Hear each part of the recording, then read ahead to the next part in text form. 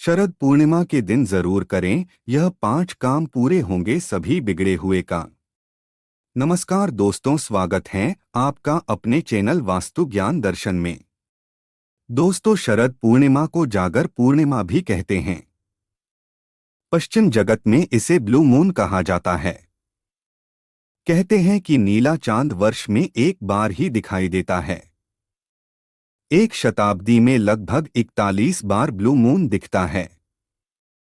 इस बार शरद पूर्णिमा तिथि 16 अक्टूबर को रात 8:40 पर प्रारंभ होगी और 17 अक्टूबर को शाम 4:05 तक रहेगी। शरद पूर्णिमा 16 अक्टूबर 2024 बुधवार को है। तो आइए जानते हैं अश्विन मास में आने वाली शरद पूर्णिमा के दिन क्या करना चाहिए और क्या नहीं। तो दोस्तों, वीडियो में आगे बढ़ने से पहले अगर आपने चैनल को सब्सक्राइब नहीं किया हो तो चैनल को सब्सक्राइब कर लें। हिंदू धर्मशास्त्रों में शरद पूर्णिमा को बहुत ही पुण्यदायक पर्व माना गया है। शरद पूर्णिमा के उपाय बहुत ही सिद्ध और शीघ्र फलदायी कहे गए हैं। हम सभी जीवन भर धन लक्ष्मी के पीछे भागते हैं, सुख समृद्धि और ऐश्वर्य की चाह रखते हैं। इसके लिए अपने परिश्रम के साथ नित्य पूजा अर्चना दान पुण्य व्रत इत्यादि भी हैं, जिससे कि मां लक्ष्मी की कृपा अवश्य ही बनी रहे। और शरद पूर्णिमा तो वह तिथि है जिस दिन महालक्ष्मी का अवतरण हुआ था। अतः इस दिन महालक्ष्मी की पूजा आराधना, उनको प्रसन्न करने के लिए किए गए उपायों का अत्यंत श्रेष्ठ फल मिलता है। शास्त्रों में कई ऐसे शरद पूर्णिमा के उपाय बताए गए हैं जिन्हें करने से घोर आर्थिक संकट भी दूर हो जाते हैं। जीवन में सुख समृद्धि और ऐश्वर्य की वर्षा होने लगती है।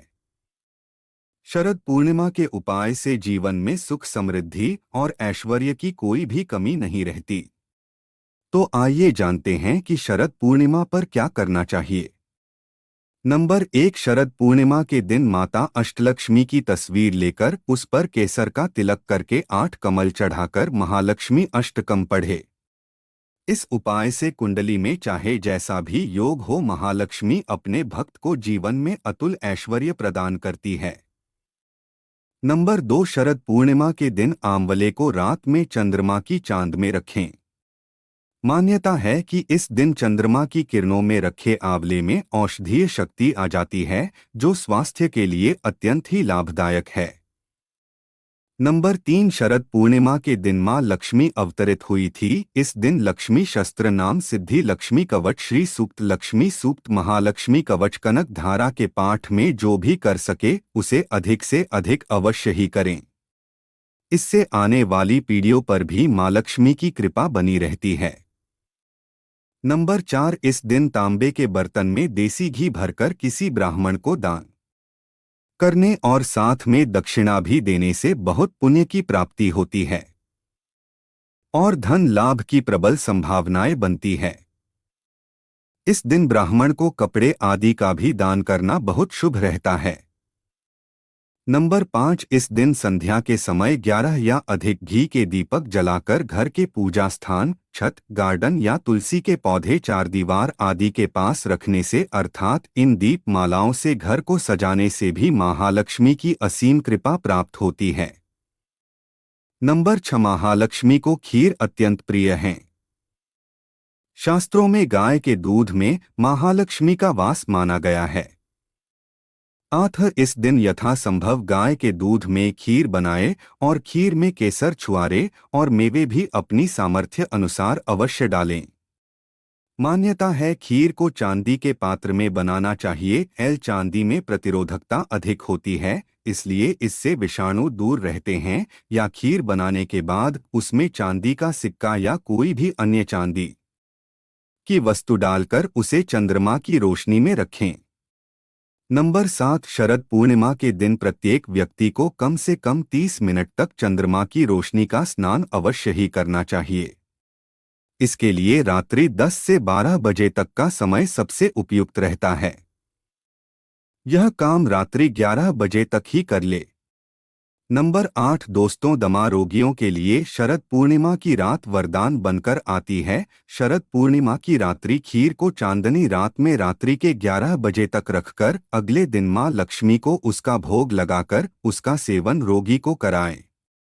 दमे का मरीज चंद्रमा की चांदी में रात्रि जागरण करें और इस रात्रि में 2-3 किलोमीटर पैदल भी अवश्य ही चले। इससे दमे से अत्यधिक सुधार होता है। नंबर 9 शरद पूर्णिमा के दिन औषधियों की स्पंदन क्षमता बहुत अधिक होती है। लंकापति रावण शरद पूर्णिमा की रात चंद्रमा की किरणों को दर्पण के माध्यम से अपनी नाभि पर ग्रहण करता था। इससे उसे यवन शक्ति प्राप्त होती थी। नंबर 10 माना जाता है कि शरद पूर्णिमा की चांदनी रात में 10 से मध्य रात्रि 12 बजे के बीच कम वस्त्रों में चंद्रमा की चांदनी में स्नान करने वाले व्यक्ति को ऊर्जा प्राप्त होती है। उसका यवन बढ़ता है। प्रत्येक व्यक्ति को इस दिन 10 से 12 बजे घर के अंदर नहीं बल्कि चंद्रमा की रोशनी में ही रहना चाहिए। नंबर 11 मान्यता है कि शरद पूर्णिमा के दिन चंद्रमा अपनी पूर्ण 16 कलाओं के साथ अवतरित होता है। इस दिन चंद्रमा की किरणों में अमृत का वास माना गया है। चंद्रमा की किरणों से अमृत वर्षा आखिर में समाहित हो जाती है, जिसका सेवन करने से सभी प्रकार की बीमारियां आदि दूर हो जाती हैं। आयुर्वेद में भी चांदनी के औषधीय महत्व का वर्णन मिलता है। खीर को रात्रि में चांदनी में रखकर अगले दिन इसका सेवन करने से सद्य रोगों से मुक्ति प्राप्त होती है और यौन बना रहता है। नंबर 12 शरद पूर्णिमा के दिन सत्यनारायण भगवान को आंवले, सिंगोड़ी, नारियल, पीले पुष्प, लौंग, इलायची, केसर और मिष्ठान अर्पित करते हुए उनकी कथा कहे। इस दिन सत्यनारायण भगवान की कथा करने से महालक्ष्मी अत्यंत प्रसन्न होती है और जीवन भर भगवान विष्णु और मां लक्ष्मी की कृपा मिलती है। जातक के घर कारोबार में धन सुख समृद्धि में कोई भी कमी नहीं रहती। नंबर 13 भगवान विष्णु को आंवला अत्यंत प्रिय। शरद पूर्णिमा को भगवान श्री विष्णु जी को आंवला चढ़ाने और आंवला की पूजा करने से भी महालक्ष्मी घर में अवश्य ही आती है। नंबर 14 पौराणिक मान्यताओं के अनुसार समुंदर मंथन के दौरान देवी महालक्ष्मी प्रकट हुई। उनके रूप सौंदर्य को देखकर उन्हें पाने के लिए देव दानव आपस में संघर्ष करने लगे। इस संघर्ष के दौरान देवी लक्ष्मी ने वल वृक्ष के नीचे आराम किया था। नवरात्र के दौरान मां अष्टमी व मां नवमी। शरद पूर्णिमा के दिन मां लक्ष्मी जी को प्रसन्न करने के लिए बेलपत्र के पेड़ की पूजा की जाती है और जल चढ़ाया जाता है। नंबर 15 मान्यता है कि इस दिन बेलपत्र का पौधा लगाने, उसकी सेवा करने, सायकाल वहां दीपक जलाने से माता लक्ष्मी उस जातक के साथ कभी भी नहीं छोड़ती, उस पर कभी कोई कर्ज नहीं रहता और उसे अतुल ऐश्वर्य की प्राप्ति होती है। नंबर 16 शरद पूर्णिमा के दिन मंदिर में जाकर मां लक्ष्मी को इत्र और सुगंधित अगरबत्ती अर्पण करनी चाहिए। इत्र की शीशी खोलकर माता के वस्त्र पर वह इत्र छिड़क दे और उस अगरबत्ती के पैकेट से भी कुछ अगरबत्ती निकालकर जला दे। फिर धन सुख समृद्धि और ऐश्वर्य की देवी मां लक्ष्मी से अपने घर में स्थायी रूप से निवास करने की प्रार्थना करें। इससे मां अपने भक्त के सभी संकट दूर करती है। अब जानते हैं कि शरद पूर्णिमा पर क्या नहीं करना चाहिए। नंबर 1 इस दिन किसी भी प्रकार कि तामसिक भोजन का सेवन नहीं करना चाहिए, जैसे मांस, मटन, चिकन या मसालेदार भोजन, लहसुन, प्याज आदि। नंबर 2 शराब। इस दिन किसी भी हालत में आप शराब ना पिए, क्योंकि इस दिन शराब का दिमाग पर बहुत गहरा असर होता है। इससे शरीर पर ही नहीं आपके भविष्य पर भी दुष्परिणाम हो सकते हैं। नंबर 3 क्रोध। इस दिन क्रोध नहीं करना चाहिए। वैज्ञानिकों के अनुसार इस दिन चंद्रमा का प्रभाव काफी तेज होता है। इन कारणों से शरीर के अंदर रक्तमैन सेल क्रियाशील हो जाते हैं और ऐसी स्थिति में इंसान ज्यादा उत्तेजित या भावुक रहता है।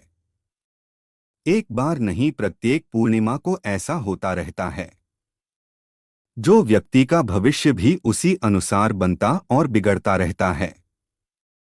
नंबर 4, जिन्हें मंदाग्नि रोग होता है या जिनके पेट में उपचय की क्रिया शिथिल होती है, तब अक्सर सुनने में आता है कि ऐसे व्यक्ति भोजन करने के बाद नशा जैसा महसूस करते हैं और नशे में न्यूरॉन सेल शिथिल हो जाते हैं, जिससे दिमाग का नियंत्रण शरीर पर काम भावनाओं पर ज्यादा केंद्रित हो जाता है। आठ, भावनाओं में वह नहीं, खुद पर नियंत्रण रखकर व्रत करें। नंबर 5, स्वच्छ जल चांद का धरती के जल से संबंध है। जब पूर्णिमा आती है तो समुद्र में ज्वार बाटा उत्पन्न होता है, क्योंकि चंद्रमा समुद्र के जल को ऊपर की ओर खींचता है। मानव के शरीर में भी लगभग 85% जल रहता है। पूर्णिमा के दिन इस जल की गति और गुण बदल जाते हैं। 8, इस दिन जल की मात्रा पर विशेष ध्यान दें। नंबर 6, अन्य सावधानियां। इस दिन पूर्ण रूप से जल और फल ग्रहण करके उपवास रखें। यदि इस दिन उपवास नहीं रख रहे तो इस दिन सात्विक आहार ही ग्रहण करें तो ज्यादा बेहतर होगा। इस दिन काले रंग का प्रयोग ना करें और ना ही नकारात्मक बातें सोचें। तो दोस्तों, वीडियो का उद्देश्य मात्र आपको बेहतर सलाह देना। तो दोस्तों, आज की हमारी वीडियो आपको कैसी लगी हमें कमेंट करके ज़रूर बताएं। अगर आपको हमारी वीडियो अच्छी लगी हो तो वीडियो को एक लाइक ज़रूर करें और अगर चैनल पर पहली बार आए तो चैनल को सब्सक्राइब भी अवश्य कर ले। वीडियो के अंत तक बने रहने के लिए आप सबका धन्यवाद।